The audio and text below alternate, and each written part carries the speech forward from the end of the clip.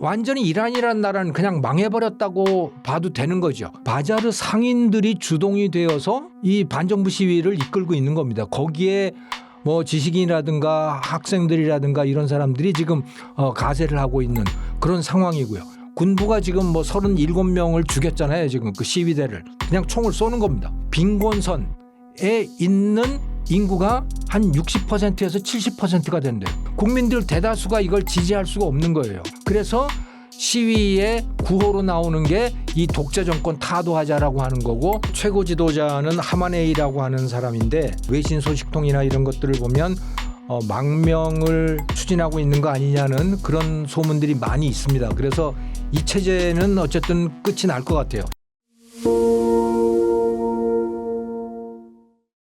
최근 이란에서는 물가 상승과 통화 가치 폭락에 항의하는 대규모 시위가 발생했습니다.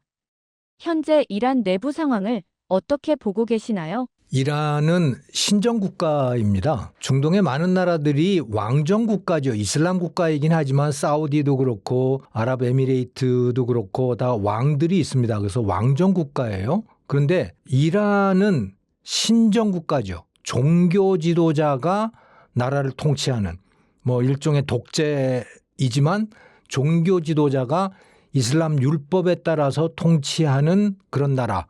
1979년부터 이란이 그렇게 변화를 했습니다. 그 이슬람 혁명을 통해서 그렇게 변화했는데 그게 지금 한계에 온 것 같아요. 이번에 그 반정부 시위를 처음에 시작한 그 주동 세력이 바자르라고 하는 거는 우리나라의 뭐 남대문 시장, 동대문 시장 같은 그런 데라고 보시면 되는 거죠. 그 바자르의 상인들입니다. 그 사람들은 원래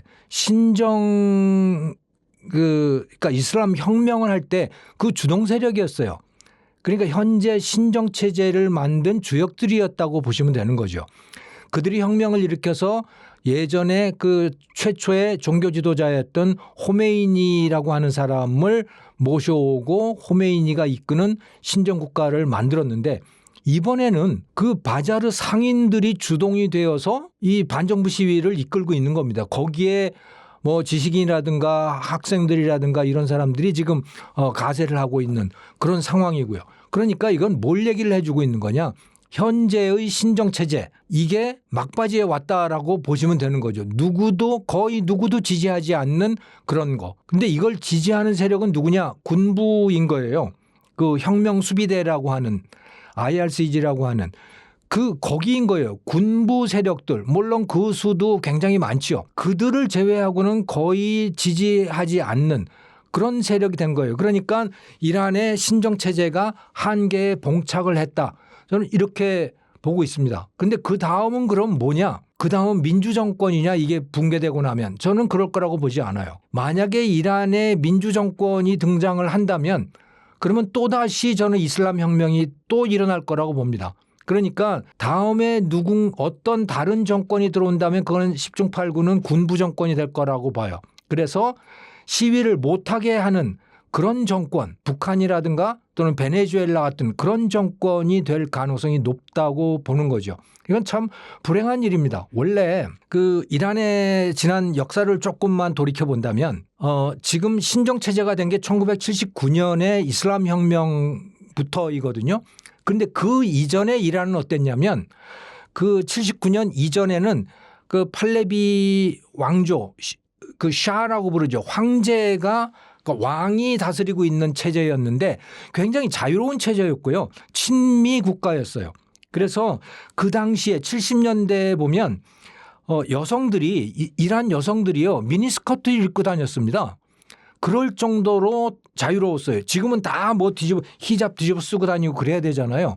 그걸 뭐 미니스커트 입는다는 건 말도 안 되는 거죠. 그런데 70년대까지도 이란이 그렇게 자유로운 나라였고 이란이 매우 잘 살고 부유한 나라였어요. 왜? 석유 때문에. 그런데 이슬람 신정 국가가 되면서 나라가 뭐 엄청나게 폐쇄적이 되는 거고 반미 국가가 되고 여성들은 완전히 탄압의 대상이 되는 거고 학교도 못 가고 이렇게 되어버린 거예요. 그리고 그 석유로 벌어들인 그 엄청난 돈을 어디에다가 썼느냐. 핵무기 개발하고 그 히즈볼라라든가 또는 하마스라든가 이런 그 이 무장 단체들이 있잖아요.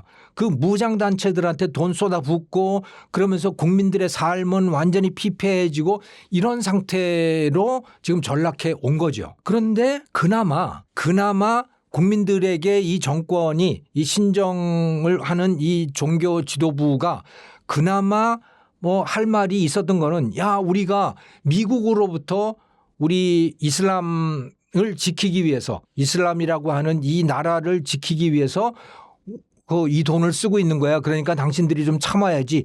우리가 알라를 위해서 참아야 되는 거야.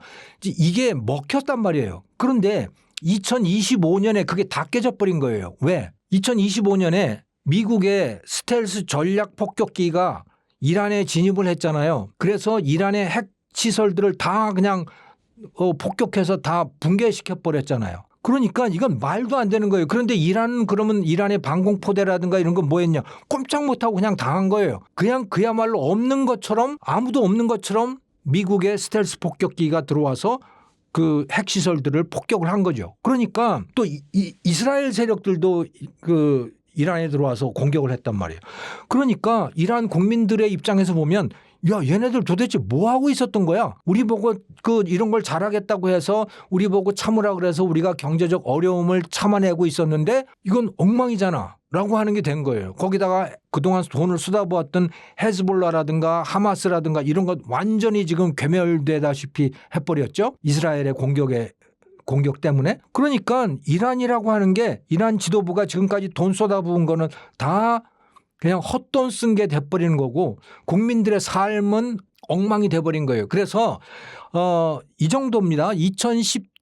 2017년에 1달러당 환율이요. 4만 리라였어요. 그러니까 4만 리알. 그러니까 이란 돈이 리알인데 1달러당 4만 리알 2017년에. 그런데 2025년 말에 얼마였느냐? 그게 140만 리알입니다. 무슨 얘기를 하고 있는 겁니까? 이란의 돈이라고 하는 게 휴지 쪽이 되어버린 거예요. 아무도 갖고 싶어 하지 않는 돈이 되어버렸다. 이란 돈이.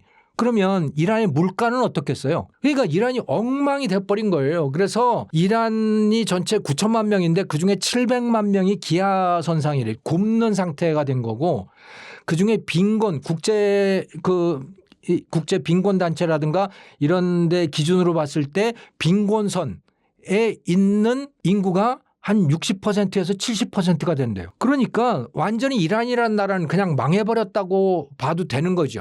위에 상부 뭐 한 20, 30%를 제외하면 다 그렇게 돼버린 겁니다. 그러니까 국민들 대다수가 이걸 지지할 수가 없는 거예요. 도대체 왜 우리가 그들을 지지해야 되는가. 그래서 시위의 구호로 나오는 게 이 독재 정권 타도하자라고 하는 거고 이 신정의 죽음을 그리고 심지어 어떤 얘기까지 나오느냐 1979년 이전에 그 샤 왕정 체제를 되돌려다오 우리에게 그 왕정 체제를 되돌려다오라고 하는 그런 말까지 나올 정도로 지금 국민들이 이 정권을 싫어하는 거죠. 그래서 이 정권이 오래가긴 힘들다. 그럼에도 불구하고 아직 무너지지 않은 거는 이 혁명수비대라고 하는 군부가 있기 때문에 군부가 지금 뭐 37명을 죽였잖아요. 지금 그 시위대를 그냥 총을 쏘는 겁니다. 그래서 무서워서 아직 뭐 시위가 그렇게 크게까지 번지지는 못하고 있지만 국민들의 마음에는 이미 이 정권은 정당성을 가지지 못한 국민들은 이미 버린 그런 정권이 되어 있다.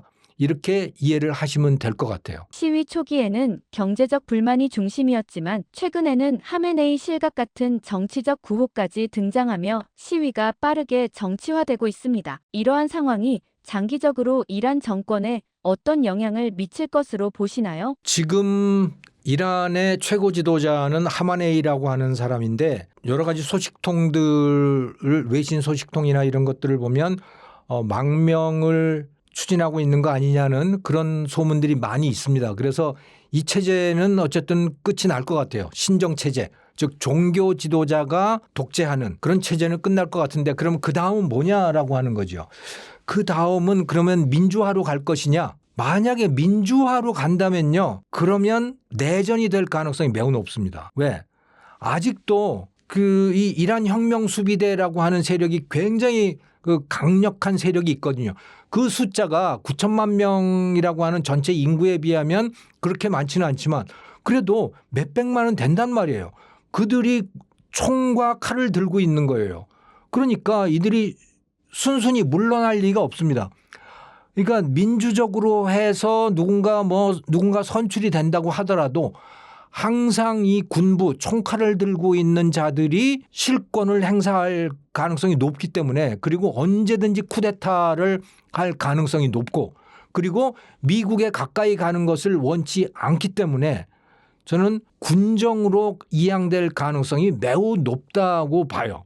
그래서 이란이라는 나라는 민주정치를 하기가 매우 힘든 나라다. 왜? 이 군사력을 갖고 있는 그 세력이 미국과 가까이 가고 싶어 하지 않고 그들이 국민이 자유를 행사하는 거를 원치 않고 있기 때문에 그러하다. 그래서 언제든 쿠데타를 할 수가 있다라고 생각을 하죠. 그러면 어떤 형태로 갈 거냐. 다시 신정을 갈 것 같지는 않고 아마도 북한 체제나 또는 베네수엘라 체제나 그런 식으로 가지 않을까. 그럴 가능성이 매우 높겠다라는 생각을 해보죠. 왜? 그들이 실권을 갖고 있기 때문에 그러하다. 그런데 아마도 그걸 내놓고 군사 독재를 한다고 하기는 명분상 좀 불편할 테니 형식적인 종교 지도자를 내세우려 하지 않을까? 그런 추측을 해봅니다. 네, 그래서 군부 독재가 될 가능성이 매우 높은데 그렇게 되면 문제가 뭐냐면 국민들의 삶은 더욱더 피폐해지는 거예요. 안 그래도 지금 이란 사람들의 생활이 피폐해졌다고 말씀을 드리지 않았습니까?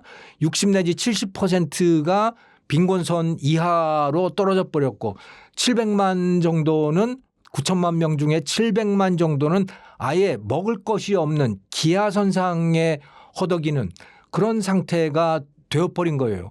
그런데 계속 군부 체제로 간다라고 해보십시오. 그러면 그 서방 국가들이 받아들이겠습니까? 이 나라를. 그동안 이란에 대해서 여러 가지 경제 제재들이 가해졌었는데 그걸 풀어줄 리가 없잖아요. 그런 군부 체제에 대해서. 그러면 계속해서 이란 경제는 추락을 할 수밖에 없는 거고 국민들의 삶은 더욱더 피폐해져 가겠죠. 그런데 더욱더 피폐해져 감에도 불구하고 그걸 되돌리기는 매우 힘들 거다라고 하는 거예요. 지금 북한을 한번 놓고 생각을 해보십시오. 북한은 더 이상 피폐해질 수가 없는 거예요. 인민들의 관점에서 본다면 더 이상 피폐해질 게 없잖아요. 그럼에도 불구하고 안 무너지고 저렇게 가고 있거든요. 저는 이란도 충분히 그렇게 갈 가능성이 있다고 봐요. 또 베네수엘라도 다른 영상에서 이미 말씀을 드렸습니다마는 베네수엘라가 2012년 정도 그 무렵에 1인당 국민소득이 1인당 GDP가 12,000달러였어요. 그런데 2025년에 그러니까 차베스의 사회주의 정권 또 마두로의 사회주의 독재 정권 이게 계속되면서 1인당 GDP가 12,000달러에서 지금 3,000달러로 떨어졌어요. 이건 말도 안 되는 거예요. 국민소득이 4분의 1로 줄어버렸어요. 그러니까 국민들이 다 거지가 돼버렸다는 얘기입니다.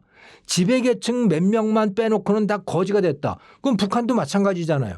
그럼에도 불구하고 안 무너져요 이게. 왜? 수백만 명의 지배계층이 그러니까 인구는 수천만 명이지만 거기 지배계층이 수백만이 있을 거 아닙니까? 북한도 평양에 사는 그 수백만이 있잖아요. 그들이 총칼을 들고 있잖아요. 그러니까 그걸 어떻게 할 수가 없는 거예요. 그래서 저는 이란도 그렇게 갈 가능성이 매우 높다. 그렇게 보는 거죠. 그리고 그거에 대해서 미국이 압박을 가하더라도 중국과 러시아가 뒤에서 받치고 있을 거라고 저는 봅니다. 왜? 중국, 러시아도 비슷한 체제이기 때문에 그런 나라가 이 지구상에 많아지는 거를 더 좋아하죠. 중국과 러시아는. 그래서 그 네트워크, 권위주의 또 전체주의 네트워크 이게 점점 퍼져나갈 가능성이 높고 그중에 이란이 굉장히 중요한 그런 위치를 차지하게 될 거다. 하지만 국민들의 삶은 점점 더 피폐해지고 굶어 죽고 하는 그런 상황으로 몰려갈 거다. 저는 그렇게 봅니다. 이란의 이번 내부 혼란 사태가 이란의 국방력에 미치는 영향은 무엇일까요? 이란은 군사적으로도 완전히 쫄딱 망했습니다.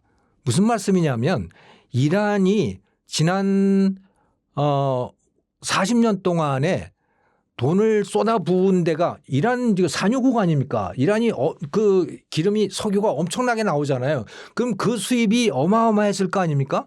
그 돈을 어디에다가 썼느냐? 첫 번째 핵무장하는 데 썼어요. 두 번째 자체 무장, 즉 중국 무기, 러시아제 무기 사다가 이제 자체 방공망 대공포 만들고 뭐 이런 거를 하는데 쓴 거예요. 미사일 갖다 놓고 뭐 이러는 거.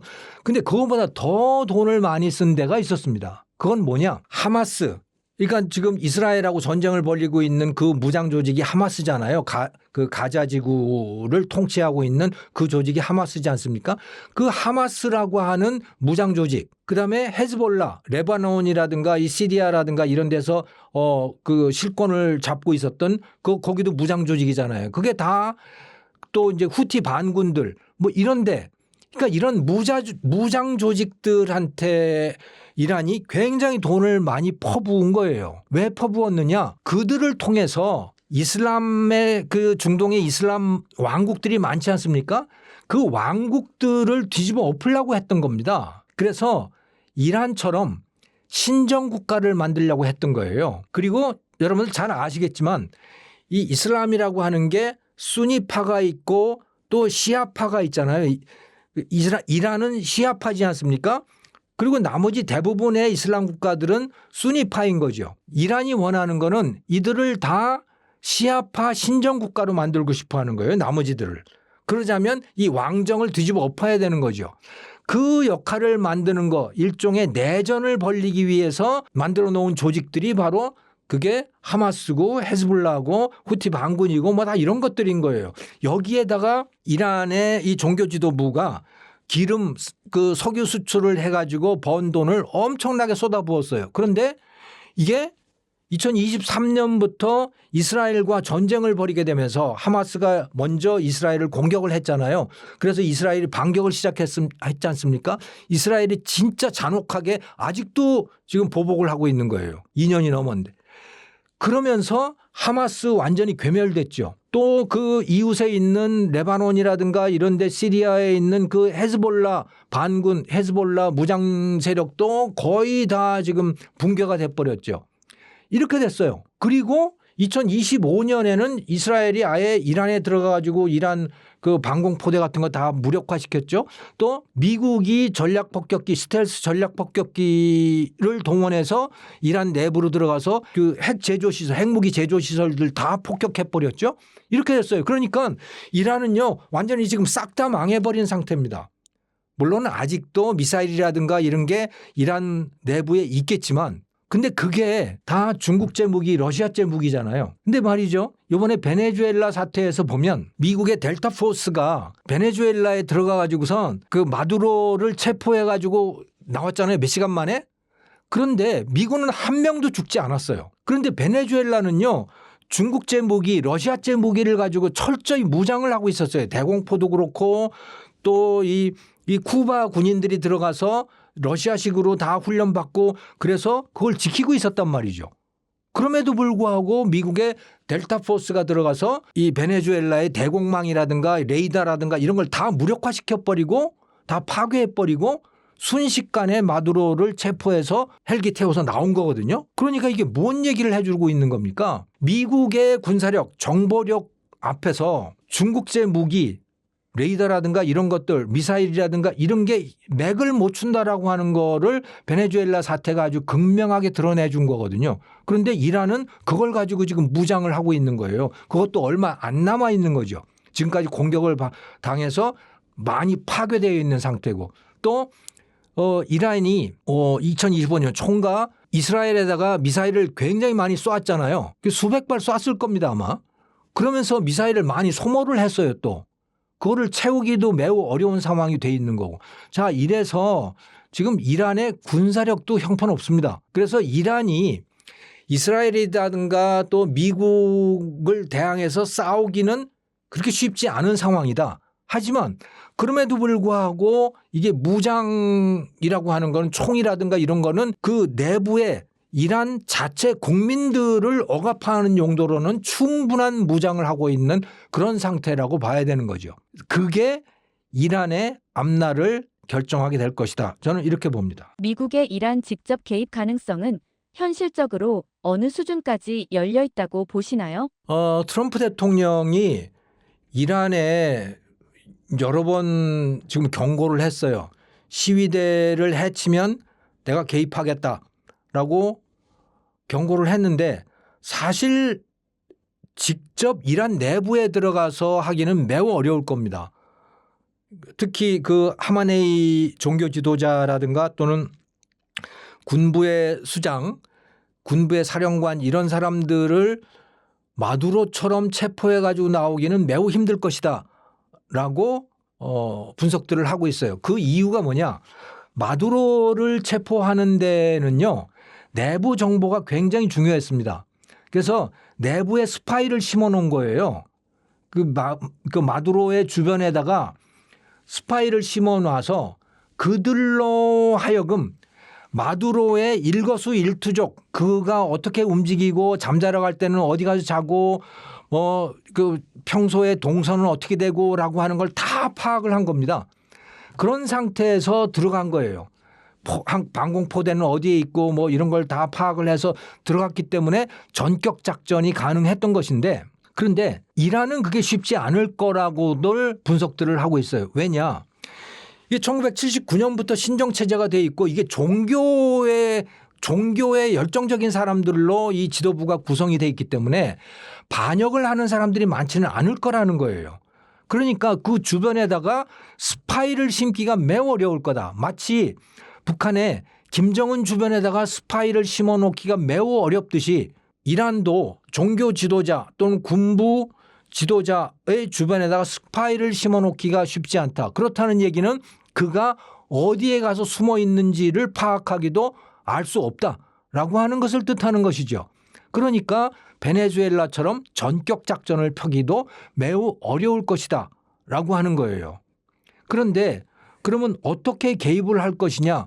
그냥 추측을 해보면요. 뭐 테헤란을 공격을 할 수는 없겠죠. 왜냐하면 민간인들이 다칠 테니까. 그러면 할 수 있는 게 무엇일까?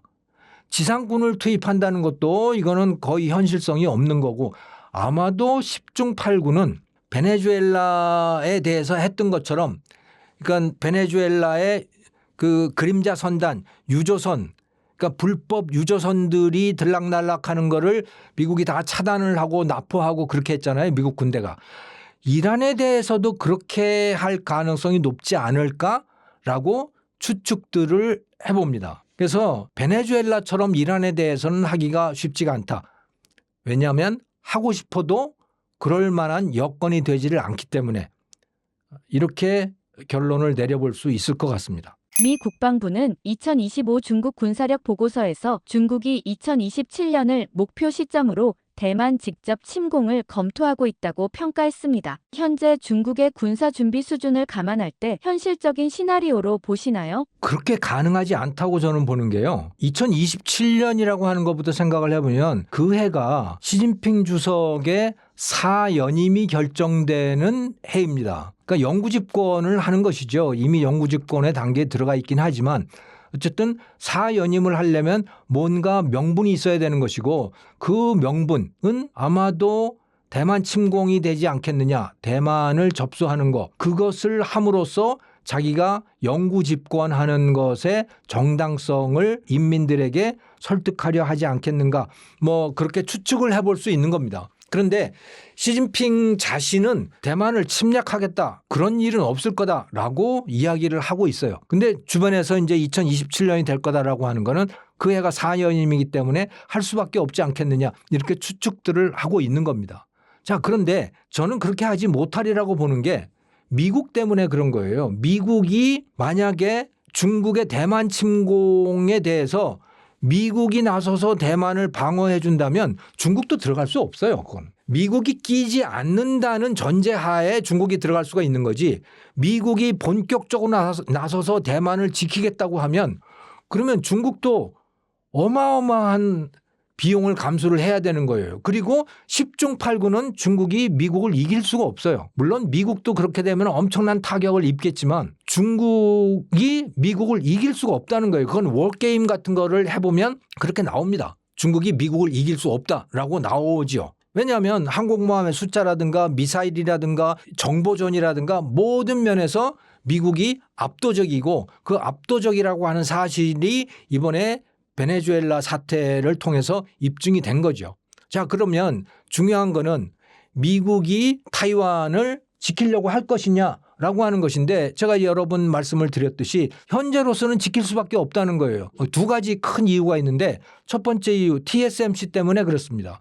TSMC라고 하는 이 기업은 그냥 단순한 반도체 기업이 아니고 미국의 미래가 달려있는 기업입니다. 미국은 지금 AI에다가 엄청난 투자를 하고 있잖아요. AI의 성공이 미국의 미래의 성공이기도 한 거예요. AI의 성공이 중국을 꺾는 핵심이기도 한 겁니다. AI를 가지고 중국에 지게 되면 미국은 중국에 지게 되는 거예요. 그래서 AI를 가지고 중국을 눌러야 되는 상황입니다. 그런데 AI를 발전시킴에 있어서 가장 중요한 게 뭡니까? 가장 중요한 것 중에 하나가 바로 GPU, 반도체이잖아요. 그 GPU, 최첨단 GPU를 설계하는 거는 엔비디아이고 또 AMD고 퀄컴이고 뭐 이런 데들이지만 그것을 미국 기업들이 현물로 실물로 만들질 못한단 말이에요. 그것을 실물로 그 실리콘 웨이퍼에다가 새겨주는 역할을 하는 거는 바로 대만의 TSMC거든요. TSMC 없으면 GPU를 만들 수 없고 그렇게 되면 미국의 AI 산업도 더 이상 앞으로 가기가 매우 힘든 그런 상황이 되는 거죠. 그래서 TSMC를 지켜야 되는 거고 그러자면 대만을 지켜야 합니다. 두 번째 이유는 이거는 전략적 또는 지정학적 이유인데요. 미국의 국가안보전략보고서 National Security Strategy라고 하는 여기에도 이미 나와 있듯이 트럼프 행정부는 중국의 해군력이 제1열도선 밖으로 나오는 것을 원치 않고 있어요. 그것을 막겠다고 선언을 한 겁니다. 제1열도선은 어디냐? 일본 최남단의 류교열도, 타이완, 필리핀, 말레이시아로 연결되는 그 섬으로 쭉 연결되는 그 선, 그게 아일랜드 체인. 열도선이라고 하는 건 섬이 연결됐다라고 하는 거거든요. 그 밖으로 중국 해군이 밖으로 못 나오게 만들겠다라고 하는 거예요. 그런데 타이완을 중국이 점령을 하게 되면 그냥 그 밖으로 나오게 되는 겁니다. 그걸 용납할 수 없는 거죠. 미국의 입장에서는. 그러니까 중국의 타이완 점령을 용납할 수 없어요. 미국의 입장에서는. 그런 상황에서 중국이 타이완을 점령한다? 그건 불가능해요. 그 불가능한 일을 과연 하겠느냐? 안 하죠. 예. 안 하죠. 그래서 중국이 할 수 있는 거는 지금 타이완을 군사적으로 점령하는 게 아니고 지금 계속해서 중국이 타이완 주변을 둘러싸고 군사 훈련을 하고 있잖아요. 그러니까 중국 해군 함정들이 타이완을 둘러싸고서 계속 여러 번 지금 훈련을 하고 있거든요. 그게 뭐냐? 직접 공격을 하겠다는 게 아니고 봉쇄를 하겠다라고 하는 겁니다. 타이완 봉쇄를 하겠다. 이런 식으로 해서 그러니까 일종의 회색 전략 같은 거 이런 것으로 계속 갈 가능성이 높죠. 궁극적으로 원하는 건 뭐냐? 대만이 알아서 중국 편으로 스스로 알아서 무릎을 꿇기를 원하고 있는 겁니다. 그 이상으로 직접 무력 공격을 한다든가 이런 거는 어렵다고 봐요. 현재에서는. 근데 물론 여기 큰 변수가 하나 있긴 합니다. 그 변수는 뭐냐? 미국이 남북 아메리카 대륙 여기에서 지금 베네수엘라로 시작을 했잖아요. 베네수엘라에서 본격적으로 군사 개입을 했지 않습니까? 근데 여기에서 잘못하면 미국 지상군이 여기에 들어가 가지고 뭐 완전 내전처럼 되어버릴 가능성이 있어요. 그러면 미국 군사력의 상당 부분이 베네수엘라에 묶이게 되죠. 근데 이게 베네수엘라뿐만이 아니고 쿠바에서도 그럴 수 있고요. 또 그린랜드에 가서도 그렇게 될 수 있고 또 콜롬비아 같은데 파나마 이런 데서도 그렇게 될 수가 있는 겁니다. 그렇게 해서 만약에 미국의 군사력이 이 중남미 대륙에 여기저기에 가서 묶여 있게 된다면 그리고 빠져나올 수 없게 된다면 그러면 중국으로서는 이제 기회가 오는 거죠. 왜? 미국이 군사력을 여기서 뺄 수 없는 상황이면 그러면 내가 대만을 점령하더라도 미국이 올 수 없겠네 이런 계산을 충분히 할 수 있는 거죠. 그러면 타이완은 굉장히 위험해지는 것이다. 하지만 그렇지 않는 상황에서는 미국이 끼어들 것이 분명한 상황에서 중국이 타이완을 무력으로 공격할 가능성은 많지 않다.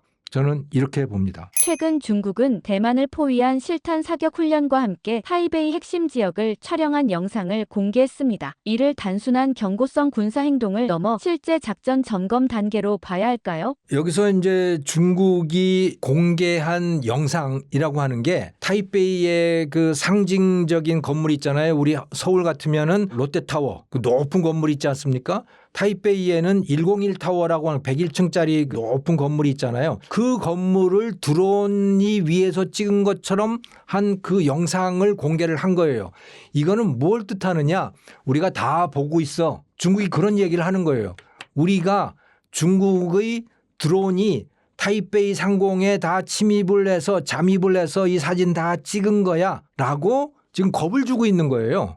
우리가 너희들이 방어를 못해도 우리가 다 들어갈 수 있다라고 하는 이야기를 하고 있는 거죠. 그런데 이제 이 타이완 측에서는 무슨 소리야? 그거 가짜 영상이야. 그거 AI로 얼마든지 만들 수 있는 거고, 그리고 아주 고공에서 망원 렌즈 같은 걸 가지고 얼마든지 이런 거 찍을 수 있는 거야. 그리고 우리가 봤을 때 우리의 대공망으로 봤을 때 그런 드론 들어온 적 없어라고 타이완 측에서는 이제 이야기를 하고 있는 거예요. 누구 말이 맞는 건지는 알 수가 없지만 어쨌든 중국 측이 노리고 있는 건 뭐냐?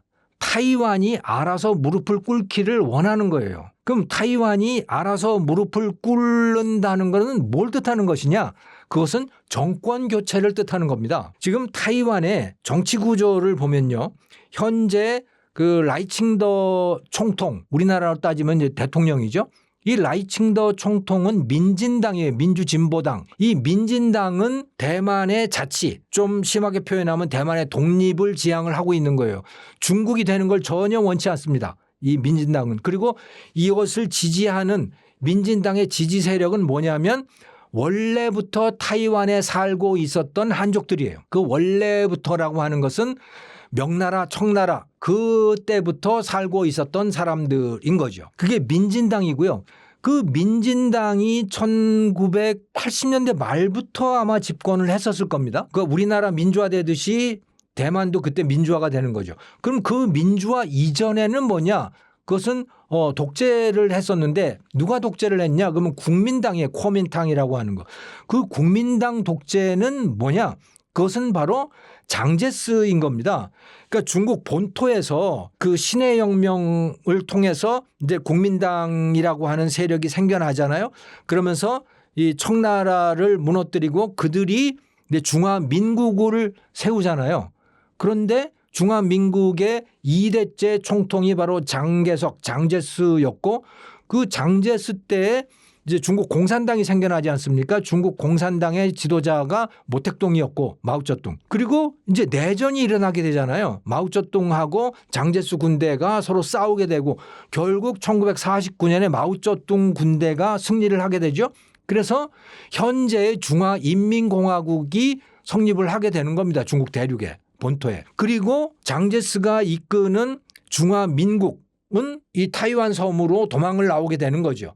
그래서 타이완에다가 중화민국이라고 하는 나라를 차리게 된 거예요. 그리고 이 중화민국이라는 나라를 이끄는 총통 장제스는 실질적으로 사실상 타이완이라고 하는 이 섬, 즉 원래부터 여기에 살던 사람들이 있었잖아요. 그거를 본성인이라고 하는데 이 사람들을 다 일종의 식민지로 삼은 거예요. 그러니까. 그래서 여기에 대해서 이 본성인들이 이제 반발을 하고 시위를 하니까 뭐 수백만 명이 뭘 죽였다든가 뭐 아무튼 그래요. 그래서 이 원래부터 타이완에 살고 있던 본성인들은 이 국민당 이 본토에서부터 넘어온 이 사람들에 대해서 상당히 원한을 갖고 있어요. 그 안에서도 지금 갈등이 매우 심한 상태죠.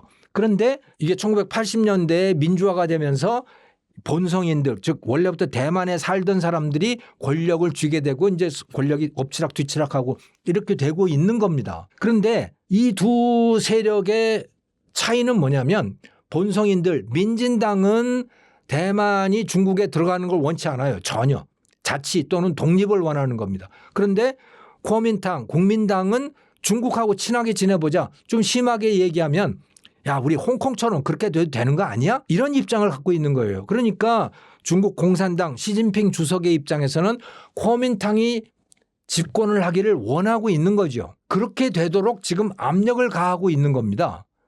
과연 다음 선거에서 어떻게 될지는 알 수가 없지만 그래서 중국 본토의 입장에서는 이렇게 여러 가지로 압력을 가함으로 인해서 결국 이 대만의 유권자들이 독립을 포기하고 국민당을 선출하기를 원하고 있는 거예요. 그렇게 갈지 안 갈지는 모르겠지만 어쨌든 현재 중국의 전략은 그런 것이다. 그러기 위해서 지금 이렇게 회색지대 전략, 그러니까 봉쇄 전략도 쓰고 뭐 협박도 하고 이런 공격을 하고 있는 거다. 이렇게 이해할 수 있을 것 같습니다. 현재 대만의 국방력은 어느 수준이며 전력 구성은 어떻게 평가할 수 있을까요? 저는 중국이 대만을 군사적으로 점령하려면 어마어마한 희생을 치러야 될 거라고 보고요. 그러니까 미군이 참전하지 않고 대만 군대만 싸우더라도 엄청난 희생을 치를 수밖에 없을 거라고 봅니다. 왜냐? 대만이라고 하는 나라의 지형을 보면요. 서쪽 지방은 그러니까 중국 쪽으로 있는 그쪽 해안은 보면 이게 갯벌이에요. 그래서 여기로 진입을 하려면 해병대가 여기로 상륙을 하려면 굉장히 멀리에다가 상륙함을 세워놓고 와야 돼요. 그러니까 그 갯벌을 걸어 와야 되는 그런 상태라고 보시면 되는 거죠. 거기에서 그러니까 시간이 굉장히 많이 걸려요. 그 동쪽은 또 어떠냐? 동쪽은 굉장히 험악한 산악 지형입니다. 그래서 서쪽으로 진입할 수밖에 없는 상황인 거죠. 자, 그런데 지금 우크라이나에서 벌어지고 있는 전쟁 그 양상을 보면요. 우크라이나에 러시아의 지상군이 들어가지를 못하고 있어요. 거의 이 전쟁을 못하고 있는 상황이거든요. 키우까지 러시아의 전차들이 들어왔다가 다 파괴가 됐어요. 이게 무슨 얘기냐? 지금은 드론이라든가 또 미사일이 워낙 이 화력이 좋아지고 정확해졌기 때문에 지상군이 진입하기가 매우 힘든 상황이에요. 전차로 진입하면 전차를 미사일과 드론으로 폭격을 하죠. 또 상륙함이라든가 뭐 이런 배들이 들어오면 그걸 또 미사일로 얼마든지 쏴서 가라앉힐 수 있는 그런 화력들을 갖고 있고 지금 무기 체계가 다 그렇게 되어 있는 거예요. 근데 특히 대만은 미국제 무기를 가지고 무장을 하고 있기 때문에 중국이 서쪽 해안으로 상륙함들을 진입을 시켰을 때 대만 무기들로 얼마든지 그것을 쏴서 맞춰서 가라앉힐 수 있는 그런 상태다라고 보시면 되는 거죠. 그리고 조금 지나면 미국이 또 진입을 하게 될 것이고, 예, 그래서 중국이 상륙하기는 매우 어렵다. 그래서 중국도 아마 상륙을 시도하지는 않을 것 같다라는 생각을 해요. 예, 그런데 대신에 계속 겁을 주는 정책을 쓸 것이다. 이렇게 보고 있는 거죠. 그건 이미 여러 번 말씀을 드린 상태이고. 그래서 계속해서 이 회색지대 전략, 즉 봉쇄를 하는 전략, 또 대만 국민들을 겁박하는 전략, 겁을 주는 전략 이런 거를 할 것이다. 그래서 민진당이 실각을 하고 고민당, 국민당이 집권을 하도록 친중적인 국민당이 집권을 하도록 압박을 가하는 그런 정책으로 갈 가능성이 매우 높다고 봅니다. 만일 유사시 대만이 한국에 손을 내밀 가능성도 있을까요? 요즘은 대만하고 한국 사이가 그렇게 썩 좋지는 않습니다. 뭐 애증의 관계라고 할까요? 원래 그 장개석 시절 우리나라로 따지면 뭐 이승만 박정희 정부 시절에는 대만하고 우리 한국이 굉장히 가까웠어요. 거의 형제 나라라고 불릴 정도로 그렇게 가까웠죠. 왜? 그때는 중국이 중공이죠. 그러니까 중국을 중공이라고 부를 때 우리가 똑같이 대만도 그렇고 우리 대한민국도 그렇고 중국을 최대 적으로 여기고 있었던 그런 상황이었어요. 그리고 실제로 6.25 전쟁 때 한국 전쟁 때 우리가 그 압록강까지 갔었는데 다시 거기서 패해서 남쪽으로 밀리게 된 가장 큰 원인이 중공군이 참전을 했기 때문에 거기에 밀린 거였잖아요. 그러니까 한국도 그렇고 대만도 그렇고 이 중국 공산당 중화인민공화국이라고 하는 데를 최대의 적으로 여겼기 때문에 그런 점에서 즉 적의 적은 친구 아닙니까? 그런 점에서 보면 이제 두 나라가 굉장히 친한 사이였는데 이게 언제 사이가 벌어지게 됐느냐? 1992년에 우리나라가 중화인민공화국 현재 중국이죠. 그러니까 중공하고 본격적으로 수교를 하게 되잖아요. 그러면서 대만하고 타이완하고는 국교 단절을 하게 됐죠. 그러니까 대만의 입장에서는 대한민국이 아주 괘씸한 거죠. 아니 저것들이 지금까지는 뭐 형제 국가처럼 그러더니 이게 우리하고 단교를 했네. 그러면서 이제 원수처럼 멀어졌어요. 그러다가 이게 다시 언제부터 가까워졌냐면 K-팝 때문에 그렇게 된 건데, 근데 제일 먼저 그랬던 게 아마 그 우리나라에 대바리가 나오는 드라마 있고 그러잖아요. 네, 이순재 씨가 주연으로 나온 그 드라마가 굉장히 이제 인기를 끌었고, 또 노래 중에 대중가요 중에서 그 꿍따리 샤바라 있지 않습니까? 클론이 불렀던 꿍따리 샤바라 빠빠빠빠 하는 그 꿍따리 샤바라가 정말 뜻밖의 대만에서 엄청난 인기를 끌게 됩니다. 그것을 필두로 해서 그 이후에 이제 여러 이 케이팝 그룹들이 대만에서 인기를 끌면서 이제 이런 그 문화적으로 대만 사람들이 한국을 좋아하게 되는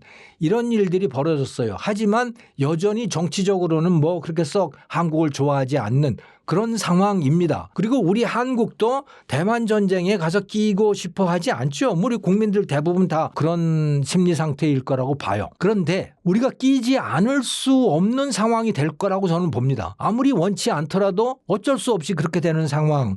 저는 그게 지금 우리의 지정학적 위치라고 보는 게, 왜냐하면 대만을 중국이 군사적으로 공격을 하면 당연히 한국의 주둔해 있는 주한미군이 대만 문제에 개입을 하게 될 거예요. 그렇다는 사실을 중국도 다 알 거 아닙니까? 그러면 대만의 공격을 함과 동시에 또는 그 전에 중국은 주한미군 기지를 공격을 하게 될 거예요. 주한미군 기지는 대한민국 영토잖아요. 그럼 대한민국 영토가 다른 나라에 의해서 공격을 받는데 우리 대한민국 군대는 가만히 있을 수 있습니까? 당연히 반격을 해야 되는 거죠. 그러면 자동적으로 끼게 되는 거예요. 거기다가 또 문제가 되는 게 뭐냐면 우리나라 선박들입니다. 대만에서 전쟁이 일어나게 되잖아요.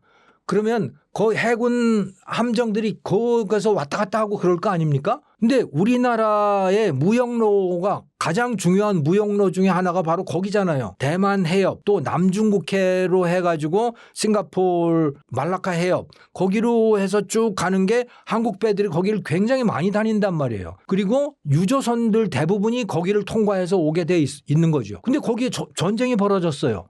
그러면 우리나라 해군은 어떻게 합니까? 우리나라 선박을 보호해야 될 거 아닙니까? 그러면 그 바다로 나갈 수밖에 없잖아요, 우리가. 이런 상황인 거예요. 그래서 아무리 우리는 심정적으로 그 전쟁에 끼고 싶지 않다고 하더라도 안 낄 수가 없는 상황이다. 왜? 우리의 지정학적인 위치가 그러하기 때문에. 한국의 선박이 그 지역을 다 통과하고 있고 그쪽에 전쟁이 나더라도 우리나라는 무역을 해야 되는 상황이고 또 기름도 갔다 갔다 해야 되고 그렇게 되기 때문에 그런 거죠. 또 주한미군이라고 하는 게 있기 때문에 어쩔 수 없는 상황이다. 그래서 우리가 원턴 원하지 않던 우리는 전쟁에 낄 수밖에 없는 운명. 그게 우리의 지정학적 위치다. 저는 그렇게 봅니다. 주요 외신들은 미국의 베네수엘라 침공을 선례로 보며 중국이 이를 계기로 대만 침공 가능성을 더 적극적으로 검토할 수 있다고 분석하고 있습니다. 이런 해석에 대해 어떻게 보시나요? 보통 그냥 개인들 차원에서 보면 그렇게 생각해 볼 수 있어요. 그러니까 미국이 베네수엘라의 마두로를 저렇게 전격 체포한 거는, 군대를 동원해서 체포한 거는 저건 국제법 위반입니다. 명백하게 국제법 위반이고, 그리고 유엔 사무총장이 직접 나서서 이거는 국제법 위반이다. 그리고 유엔 헌장을 위반하는 것이다. 라고 아예 공개적으로 얘기를 했어요. 그러니까 이거는 논란의 여지가 없습니다. 미국이 국제법을 위반한 거예요. 그래서 사실은 국제사법재판소에 트럼프를 넘기게 되면 국제사법재판소는 트럼프를 체포하라고 판결을 내릴 거예요. 하지만 그래봐야 소용없죠. 왜? 이미 국제법이 무력화되어 있는 상황에서 국제사법재판소가 무슨 의미가 있고 유엔이 무슨 의미가 있습니까? 아무 의미가 없죠. 이제는 그냥 동네 조폭들이 서로 주먹 자랑하는 그런 세상으로 바뀌어 버렸기 때문에 그런 겁니다. 자, 이렇게 됐는데 중국의 입장에서도 야, 미국 너도 그랬는데 나도 그러면 어때? 나도 그렇게 할 거야 라고 충분히 이야기는 할 수 있어요. 개인끼리라면. 하지만 그거는 미국이 그래 뭐 너 네가 알아서 해라고 하면 그렇게 할 수 있는 거죠. 근데 미국이 그렇게 하겠냐는 거예요. 이미 여러 번 반복했지만 대만이라는 나라는 미국에 너무 중요한 나라입니다. 대만에는 TSMC라고 하는 미국이 도저히 버릴 수 없는, 이 TSMC가 없으면 미국은 AI를 발전시킬 수 없단 말이에요. AI라고 하는 게 TSMC가 있기 때문에 가능한 겁니다. 그러니까 이거는 절대로 버릴 수 없는 미국의 전략 자산인 거죠. 그래서 대만을 미국이 포기하지 않을 것이고 또 제1열도선의 중심이기 때문에 또 대만을 버리지 않을 것이다. 그리고 미국이 버리지 않는 한은 중국은 타이완을 침략할 수 없다. 그리고 타이완 자체의 국방력, 군사력도 만만치 않다. 그래서 미국이 타이완을 버린다고 하더라도 타이완이 스스로 지키고자 하는 마음만 있다면 중국에게 치명타를 가할 수 있는 그런 군사력을 갖고 있는 것이다. 그래서 베네수엘라를 미국이 그랬다고 해서 중국도 대만을 그렇게 할 수 있다. 이렇게 말하기는 쉽지 않은 상황이다. 저는 이렇게 생각합니다. 교수님께서 보시는 2026년 세계 질서의 핵심 특징은 무엇인가요? 한마디로 말하면 약육강식의 질서다. 그걸 질서라고 부른다면 약육강식의 질서다. 힘센 국가가 자기 마음대로 자기가 원하는 대로 하는 그런 질서다라고 봅니다. 그 힘센 나라는 어디냐? 1등이 미국이고 2등이 중국이고 3등은 아마도 러시아, 일본 뭐 그 정도 수준이 되지 않을까 하는 생각을 해보는데요. 사실 1945년 2차 대전이 끝나고 그 이후에 우리는 그 이후에 펼쳐졌던 세상을 팍스 아메리카나라고 부릅니다. 미국에 의한 평화의 시대라고 불렀죠. 왜 미국에 의한인가? 왜냐하면 그 이전의 국제 질서를 보면 사실은 지금하고 똑같아요. 강자가 마음대로 하는 세상이었습니다. 강한 나라가 그냥 자기가 원하는 데 있으면 군사력 동원해 가지고 가서 식민지로 삼고 하는 그런 게 그냥 다반사였던 거죠. 그걸 제국주의라고 불렀던 것이고요. 그게 사실은 인간의 본래 모습이었습니다. 그런데 2차 대전이 끝나면서 미국이 야, 우리 더 이상 그렇게 하지 말자. 이제 우리가 국내에서 법에 따라서 살듯이 나라들 간에도 법에 따라서 살자. 그리고 그 경찰 역할은, 법을 집행하는 역할은 미국이 맡을게. 우리 미국도 국제법을 지킬게. 이렇게 약속을 한 거예요. 그 약속의 핵심이 바로 유엔이라고 하는 것이고 또 경제적으로 보면 그게 브레튼 우즈 체제고 IMF고 월드뱅크고 뭐 이런 것들이었던 겁니다. 그래서 그것으로 인해서 이제 무력을 동원해서 다른 나라를 침략해서는 안 된다라고 하는 게 1945년부터 이제 그런 질서가 유지가 됐던 거고 그 질서를 유지하는 데 미군이라고 하는 게 핵심 역할을 했던 거예요. 그래서 전 세계 곳곳에 미군이 가서 주둔을 했고 그들이 전쟁이 나는 거를 막았던 것이죠.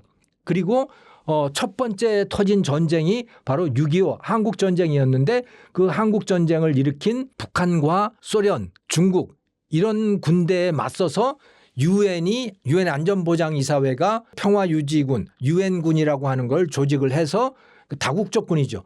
그래서 한국전쟁에 참여를 했고 그들이 다국적군, 유엔군이 이 국제법에 따라서 북한군을 격퇴한 그런 일을 했던 거예요. 그게 이제 팍스 아메리카나라고 하는 것의 시작이라고 보면 되는 거고 그게 한 80년 정도 계속되어 온 거죠. 그런데 트럼프 대통령은 이제 그걸 안 하겠다는 겁니다. 더 이상 미국이 세계 평화의 유지자, 세계의 경찰이 되지 않겠다.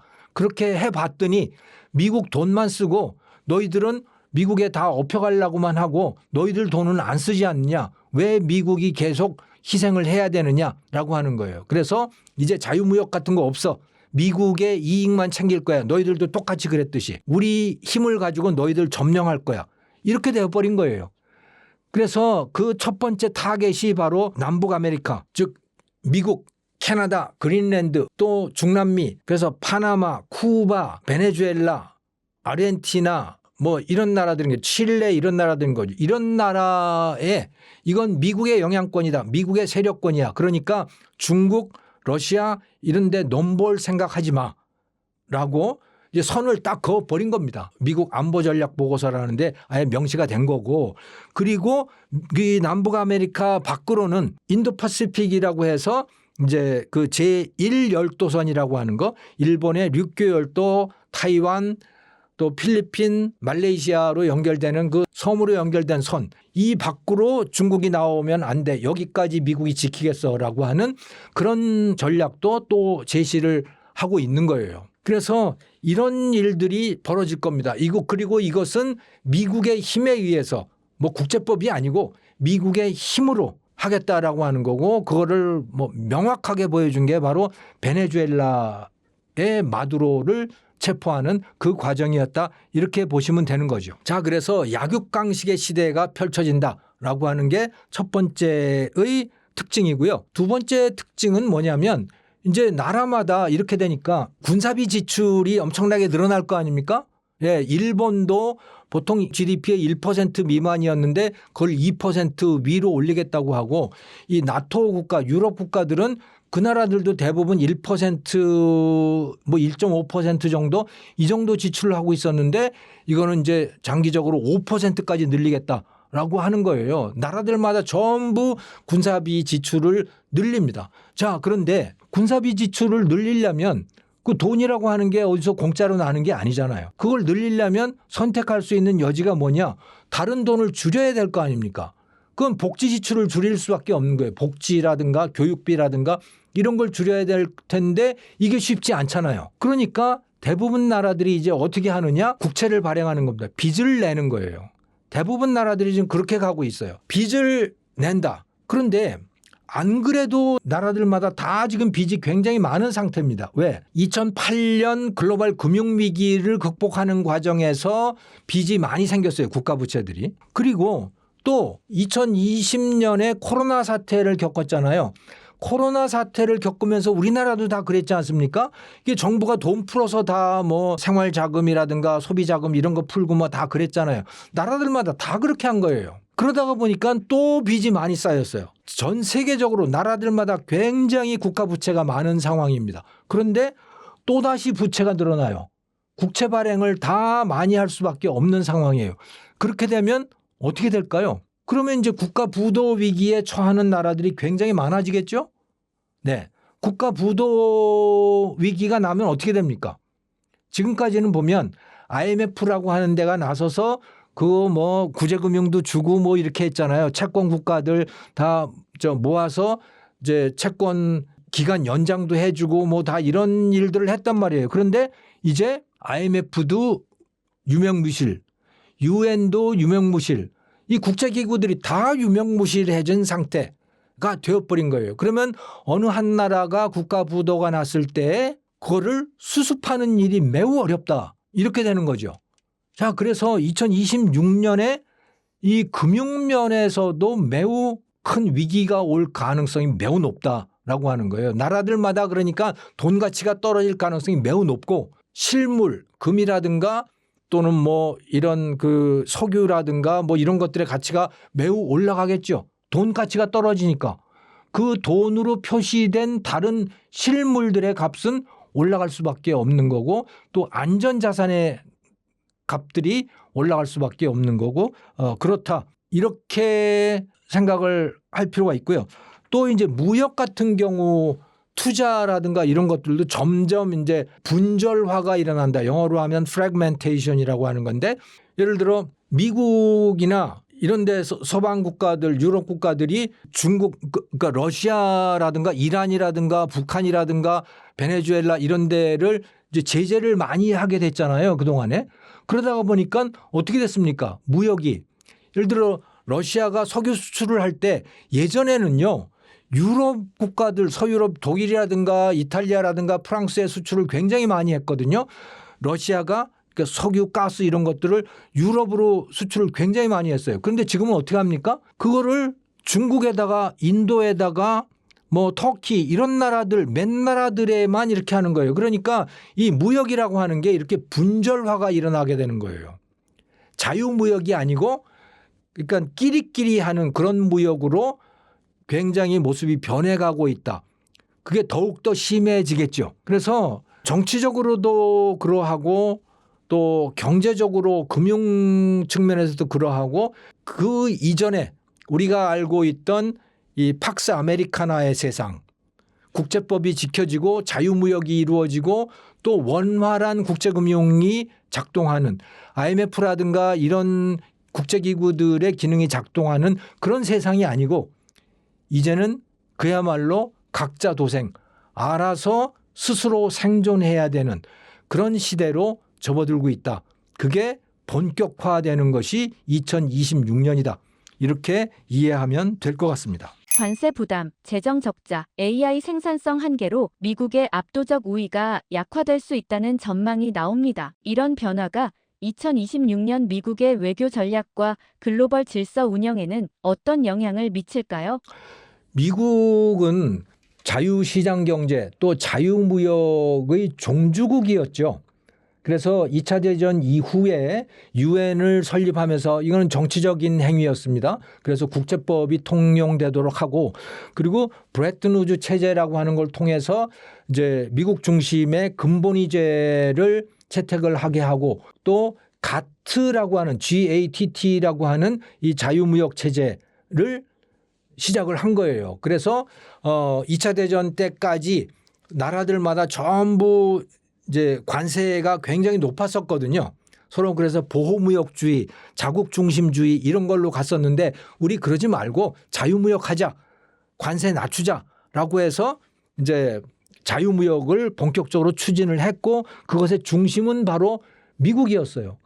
그리고 1990년대에 들어서는 WTO라고 하는 것까지 발전을 시켰던 거죠. 가트 체제가 제조업 상품 중심의 자유무역 체제라고 하면 WTO라고 하는 것은 서비스업까지 포괄한 자유무역 체제, 또 전 세계 러시아까지 포괄하는 그런 자유무역 체제를 만들어 놓은 거예요. 그 중심은 바로 미국이었던 것이죠. 이 체제에서 미국도 굉장히 덕을 많이 받습니다. 어떤 식으로 덕을 받느냐? 그 이전에는 미국의 제조업이 꽤 많았어요. 그런데 이렇게 자유무역 체제가 되면서 처음에는 일본, 그 다음에는 한국, 대만, 뭐 싱가포르 이런 나라들, 그 다음에는 이제 중국이었습니다만은 이 나라들이 아주 많고 저렴한 노동력 그리고 부지런한 노동력 이게 특징이잖아요. 그러니까 굉장히 좋은 제품을 싸게 잘 만들 수 있는 능력을 갖게 된 거예요. 이 나라들이. 그러니까 미국의 입장에서는 굳이 자기들이 공장에서 물건을 만들지 않아도 되는 그런 상황이 된 거죠. 미국 기업들의 입장에서는. 그래서 미국 기업들은 자기들이 아이디어를 내고 그 제품을 설계하고 그래서 그 설계도를 이 나라들 처음에는 일본이고 그다음에는 한국, 싱가포르, 대만 이렇고 그다음에는 중국이었어요. 이런 나라들에다가 그걸 설계도를 갖다 맡겨놓으면 아주 싸게 잘 만들어 줬단 말이죠. 그러면 그거를 자기들이 이름을 붙여서 OEM이라고 하는 거죠. 이름을 붙여서 그 미국 상품을 팔아도 되고 그러다가 보니까 이제 이 나라들도 물건을 잘 만들고 그리고 애초부터 설계도 할 수 있게 되면서 메이드 인 차이나 또 메이드 인 코리아, 메이드 인 재팬 이런 것들이 세상에 아주 싸고 좋은 물건들이 이제 유통이 되게 됐고 미국인들도 그걸 사서 풍요를 누릴 수 있게 된 거죠. 좋은 제품을 싸게 누릴 수 있게 된 거예요. 그리고 미국은 뭘 했던 거냐? 미국은 아이디어를 냈던 거죠. 그래서 실리콘밸리의 수많은 기업들이 하는 게 뭡니까? 다 아이디어를 내는 거였어요. 직접 제조라기보다 예를 들어 반도체 같으면 반도체 그들이 설계를 하잖아요. 그건 퀄컴도 그렇고 엔비디아도 그렇고 뭐 애플도 그렇고 다 설계를 한단 말이죠. 반도체를. 그러고 나면 그거를 제조하는 건 누굽니까? 그거는 대만이고 한국이고 뭐 다 이랬던 거예요. 일본이고. 그래서 이걸 가지고 미국도 굉장히 덕을 본 겁니다. 그런데 이제 그런 시대가 끝난 거예요. 왜? 이거는 다른 나라들이 다 미국 밑에 와서 숙일 때 미국에 덤비지 않는다라고 하는 것을 전제로 해서 만들어진 경제 체제인 겁니다. 자유무역 체제라고 하는 것이 국제분업 체제라고 하는 게. 그런데 본격적으로 덤비기 시작하는 나라가 생긴 거예요. 그게 어디냐? 중국인 거죠. 중국이 본격적으로 미국에 덤비기 시작했어요. 그러다가 보니까 이 자유무역 체제가 문제가 된 겁니다. 왜? 예를 들어 히토류 같은 걸 생각을 해보면 중국이 한 90% 정도를 만들잖아요. 근데 그 히토류는 중국이 가장 잘 만들어요. 그래서 중국이 거의 독점을 하게 된 거예요. 가성비가 제일 좋단 말이죠. 그러니까 중국에서 사다 쓰는 게 미국이라든가 다른 나라가 직접 만들어 쓰는 것보다 훨씬 가성비가 높은 거예요. 그래서 중국이 만들게 된 거예요. 그런데 그 중국이 이제 딴소리를 하기 시작한 거죠. 야, 너 내 말 안 들으면 히토류 너한테 안 팔 거야? 이렇게 되니까 다른 나라들이 난감하게 된 거예요. 미국이 난감해진 겁니다. 자, 그러다 보니 어떻게 됐습니까? 야, 이거 안 되겠는데? 우리가 직접 만들어야겠어. 이렇게 된 거예요. 그래서 히토류도 직접 만들어야겠고 반도체, 배터리, 전기차 뭐 이런 것들을 다 직접 만들어야 되는 상황이 된 겁니다.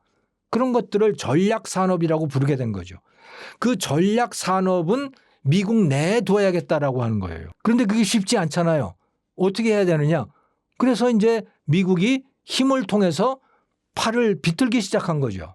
어떻게? 중국에 대해서는 관세를 높여서 미국에 그 물건을 못 들여오게 하고 그 대신에 한국이라든가 일본, 대만 또 유럽 이런 나라들에 대해서는 팔을 비틀어서 야, 너희들 그거 지금 만들 능력이 있지? 그런 반도체 공장이라든가 또 배터리 공장이라든가 이거 미국 와서 만들어. 미국에다가 투자해. 이렇게 된 겁니다. 이게 전략산업이에요. 그러니까 과거의 자유무역 체제일 때는 그렇게 할 이유가 전혀 없었어요. 그냥 각자 잘하는 것을 해서 나중에 돈 내고 팔고 사고 하는 게 모두에게 다 좋았는데 이제 자유무역 체제가 아니고 중국이 미국에 덤비는 체제가 되다 보니까 이제 그렇게 할 수 없게 됐다. 그래서 나라들마다 전략산업들, 중요한 산업들은 각자 국내에 둬야 되는 상황이 됐고 미국도 그렇게 된 거고 미국이 전략산업들을 국내에 둬야 되는 거고 그걸 하기 위해서 관세를 가지고 위협을 하기 시작했고 지금 그런 체제가 되는 거죠. 그런데 이거는 미국 내에서도 말이죠. 기존의 이 국제경제를 담당하는 전문가들 또 외교 전문가들의 입장에서는 말도 안 되는 짓인 겁니다. 이게. 그래서 트럼프에 대해서 계속 반대를 했던 거예요. 근데 트럼프는 그걸 하고 싶은 거죠. 또 메가 진영이라고 하는 그 공화당 내에 그쪽 그런 생각을 갖고 있는 진영이 있잖아요. 트럼프를 지지하는 진영. 그쪽 진영은 다 그런 생각을 갖고 있는 겁니다. 자, 그러니까 트럼프가 어떻게 한 거냐? 이제 그 공무원들 과거 예전처럼 자유무역 방식의 그런 생각을 하는 공무원들 다 쫓아내겠다는 거예요. 그래서 이제 공무원들을 쫓아내기 시작했습니다. 그리고 그 자리에 트럼프와 생각이 같은 그 메가 진영 사람들을 다 지금 대체를 하고 있는 그런 상황인 거죠. 그래서 트럼프 대통령이 물러난다고 하더라도 미국의 이와 같은 흐름을 바꾸기는 쉽지 않을 거다. 왜? 공무원들이 다 바뀌어 있기 때문에 그렇게 될 거다. 그 앞으로 5년, 4년 동안에 그렇게 될 거라고 저는 봅니다. 지금 그 일이 지금 진행이 되고 있는 것이고. 2026년 환율 흐름과 글로벌 자금 이동의 핵심적인 특징은 무엇이 될 것으로 보십니까? 큰 흐름을 보면요. 돈의 방향을 놓고 보면 미국으로 투자가 들어갑니다. 왜냐? 미국이 관세를 높였잖아요. 근데 미국은 세계 최대의 상품 시장이잖아요. 그러니까 미국에다가 물건을 팔아야만 합니다. 대부분의 기업들이. 근데 미국에 물건을 팔려면 어떻게 해야 되느냐? 예전처럼 수출을 할 수가 없는 거예요. 자국에서 물건을 만들어서 미국에다 팔기가 매우 어려워진 거예요. 그럼 어떻게 해야 되냐? 미국 안에 들어가서 공장을 만들어야 되는 거죠. 그래서 미국 안으로 투자가 들어갈 수밖에 없다. 그리고 트럼프가 또 각국 정부에 대해서 투자를 하라고 계속 압력을 가하기도 하고. 그러니까 미국으로 투자가 몰리게 됩니다. 그런데 투자가 빠져나가는 나라도 있어요. 그거는 어디냐? 중국이에요. 중국에서는 투자가 빠져나갑니다. 왜? 미국이 중국에 대해서 압력을 가하기 때문에 중국에서 뭔가를 만들어서 외국에다가 팔기가 쉽지가 않은 거예요.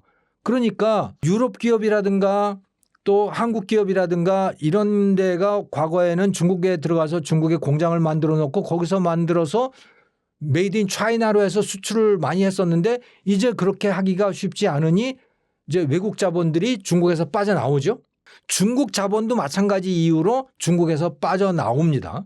그래서 미국으로 돈이 그러니까 투자가 흘러 들어가고 중국에서는 돈이 빠져서 어디론가 가고 이렇게 되는 거죠. 자, 그런데 나라들마다 돈은 써야 되잖아요. 다른 나라도 다 투자는 해야 될 거 아닙니까? 그 투자를 어떻게 하느냐? 이제 국채 발행을 해서 할 수밖에 없는 거예요. 국채 발행을 해서 빚을 내서 투자를 하고 그 투자의 상당 부분은 뭐냐? 군사비인 겁니다. 무기를 사들이고 또 무기 공장을 만들고 하는 일에 투자를 할 수밖에 없는 그런 상황. 그래서 나라들마다 군비 증강이 이루어지는데 그것 때문에 국채 발행량이 늘어나고 국채 가격은 떨어지고 그러면서 또 국가 부도가 나는 나라들도 많아지게 될 것이고 이런 일들이 벌어지게 될 거다. 저는 그렇게 봅니다. 그래서 굉장히 금융적으로도 불안한 그런 상황이 될 것이다. 잘 견뎌내야 되는 거죠. 2026년 글로벌 경제를 바라볼 때 가장 우선적으로 경계해야 할 핵심 리스크는 무엇이라고 보시나요? 저는 제일 큰 리스크는 미국이 이 중남미 국가에서 과연 이 나라들을 쉽게 평정할 수 있을 것인가? 까딱 잘못하면 내전에 휘말릴 가능성이 높다. 저는 그렇게 보거든요. 그러면 미국으로서는 이제 큰 코를 다치는 것인데 예를 들어 베네수엘라만 하더라도 마두로를 체포를 했습니다. 그거는 딱 두 사람을 체포한 거예요. 하나는 마두로 그의 부인. 두 사람 딱 체포해서 헬리콥터를 싣고 그냥 가버린 거죠.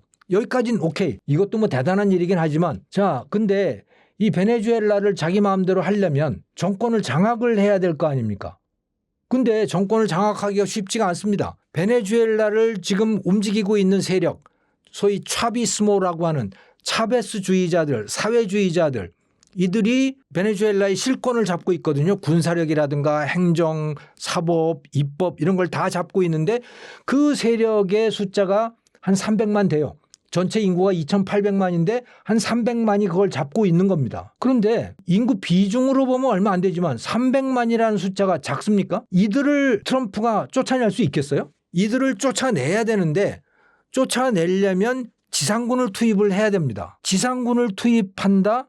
그러면 전쟁이 되는 거죠. 군사적으로는 그들을 제압할 수 있을지 모르겠어요. 하지만 그들이 포기를 할까요? 저는 베트남이라든가 아프간이라든가 이라크라든가 여기에 미국이 지상군을 투입해서 그들을 군사적으로 제압하는 경우도 꽤 있었지만 결국은 어쩌지 못하고 내전만 유발한 채 다 떠나버렸잖아요. 미군이 떠날 수밖에 없었잖아요. 그렇게 될 가능성이 매우 높다고 저는 봐요. 그런데 이 중남미에서도 그렇게 되지 않을까. 베네수엘라 그렇고 쿠바도 역시 저는 마찬가지일 거라고 봅니다. 콜롬비아도 그렇고 그린랜드를 만약에 군사적으로 접수를 한다면 뭐 얼마든지 할 수 있겠죠. 그린란드 정도는. 왜? 그린란드는 아예 군사력이 없으니까 거기는. 그런데 거기도 저항을 하지 않을까요? 저는 그래서 이게 쉽지 않을 거다고 보는데 만약에 미군이 중남미의 베네수엘라라든가 몇 개 국가에 가서 묶이게 되잖아요. 그러면 이거는 매우 위험한 일이 되는 게 중국과 러시아가 가만히 있지 않을 거라고 봅니다.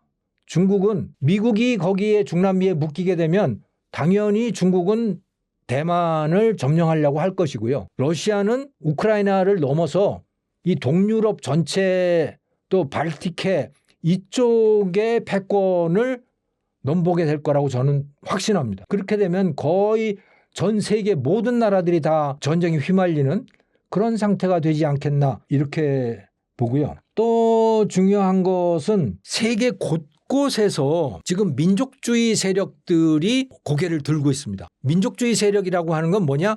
자국 중심주의예요. 그럼 지금까지는 뭐였느냐? 예를 들어 유럽의 선진국들 같으면 자국 중심주의가 굉장히 약했어요. 그 대신에 코스모폴리타니즘, 그 국제주의라고 할까요? 누구든지 사람이면 사람이지 꼭 백인이어야 해? 꼭 예를 들어 프랑스 같으면 꼭 프랑스에 태어나야만 하는 거야? 그럴 이유가 뭐 있어? 사람은 다 똑같은 사람이지. 그래서 아프리카 사람들, 뭐 중동 사람들 다 들어와서 살면 그냥 프랑스 국적 주고 뭐 이런 식으로 한 거예요. 그건 독일도 마찬가지고 스웨덴도 마찬가지고 그런 거죠. 그런데 이게 지나다가 보니까 그렇게 이민 온 사람들이 문제거리로 등장을 한 겁니다. 이 사람들이 이 범죄 조직과 매우 연결이 많이 되어 있는 거고 복지에도 굉장히 많은 부담을 주는 거고 네. 마약이 퍼지는 데에도 이들이 역할을 하고 있는 거고 그래서 나라들마다 이제 이민 받기 싫어 외국인들 이제 못 들어오게 하자라고 하는 이런 세력들이 굉장히 많아진 거예요. 또 동성애 이제는 안 되겠어라고 하는 그런 움직임들 말이죠. 네. 그래서 프랑스도 그렇고 독일도 그렇고 다 이제 그런 세력들이 많아진 겁니다. 스웨덴도 그렇고. 그런데 트럼프가 이들을 지금 지원을 하고 있어요. 트럼프는 자기 본인도 지금 그러잖아요. 메가라고 하는 그 세력이 바로 그런 움직임을 보이고 있는 거 아닙니까? 미국 자국 중심주의.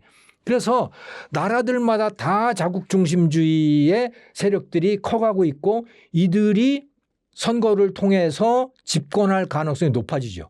그러면 이게 자국 중심주의 정도로 끝나면 괜찮은데 이제 이민족 탄압까지 가게 되면 잘못하면 이게 2차 대전 이전에 나치즘이라든가 파시즘이라든가 이런 걸로 발전할 가능성도 배제할 수 없어요.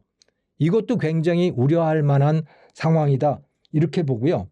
또 이미 말씀을 드렸지만 나라들마다 이미 국가 부채가 많은 상황에서 국방비에 이제 막대한 투자를 하고 그것을 하기 위해서 국채 발행을 늘리다가 보니까 이게 국가 부도로 이어지는 또 나라들마다 특히 이 제3세계 국가들 중진국들 이런 데가 금융위기에 처하게 되고 또 IMF라든가 이런 것들이 무력화가 되면서 그것을 그 금융위기를 해결을 하지 못하고 그게 다른 나라의 이제 금융망 은행들에게도 타격을 끼쳐서 전 세계적인 금융위기로 번지는 그런 위기도 가능성을 배제할 수 없다. 이렇게 봅니다.